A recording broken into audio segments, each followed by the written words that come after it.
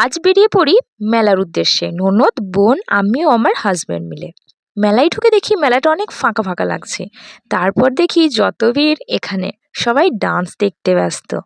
আর এই মেলার ভাইরাল জিনিস ছিল এই লাইটযুক্ত বেলুন আর লাইটযুক্ত ফ্লাওয়ার ক্রাউনগুলো।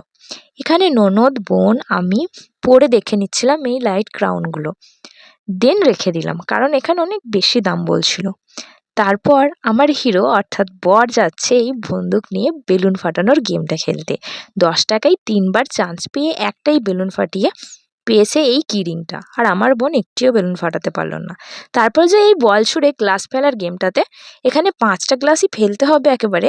তো বর তাও 2টো গ্লাস ফেলতে পেরেছে, আমি আর বোন বল ছুঁড়ে গ্লাসে টাচও করতে পারিনি। আর আমার ননদ তো ভয়ে বলেও হাত দেয়নি, ওর বদলে আবার আমার বরই ফেলে দিল। বাট এবারেও হলো না, আমি শিওর গ্লাসগুলোতে আঠা লাগিয়ে দিয়েছে। কোনো প্রাইজ না পাওয়ার দুঃখ ভুলতে যাই নাগরদোলায়, বাট এখানে ছিল অনেক লম্বা লাইন, তাই বেশি ওয়েট না করে সবাই মিলে বসে পড়ি পাপড়ি চাট খেতে। পাপড়ি চাট খাওয়া শেষ হলে আবার একটু মেলা ঘুরি। আর সব দোকানে এত ভিড় যে ভিড় ঠেলে এগিয়ে না গিয়ে পিছিয়ে চলে যাচ্ছি অন্য দোকানে।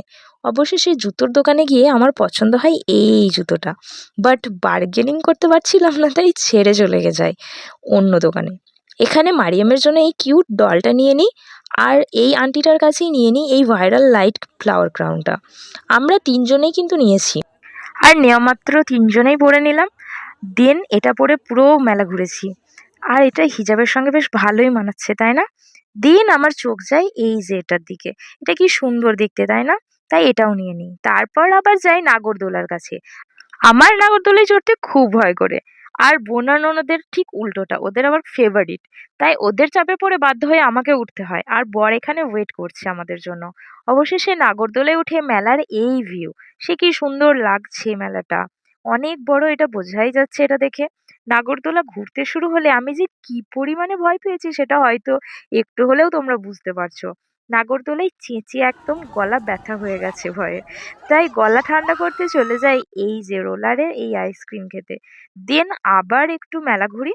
আর এখানে এই দোকানে ছিল কোরিয়ান জুয়েলারি, বাট অনেক দামি। তাই গরিব মন নিয়ে চলে যাই চুড়ির দোকানে। এখানে 3জনে নিই এই একই রকমের বালা। এত বড় বড় মিষ্টি এর আগে আমি কখনো দেখিনি। মিষ্টির দোকান থেকে বাড়ির জন্য জিলিপি আর বাদাম নিয়ে নিলাম। দেন 12 ভাজা খেতে খেতে বেরিয়ে পড়ি বাড়ির উদ্দেশ্যে। বাট বাড়ি যাওয়ার আগে আরো এক জায়গায় গেছি, সেটা দেখতে চাইলে চোখ রাখতে হবে নেক্সট ভিডিওতে। তো নতুন হলে চ্যানেলটা সাবস্ক্রাইব করতে ভুলো না।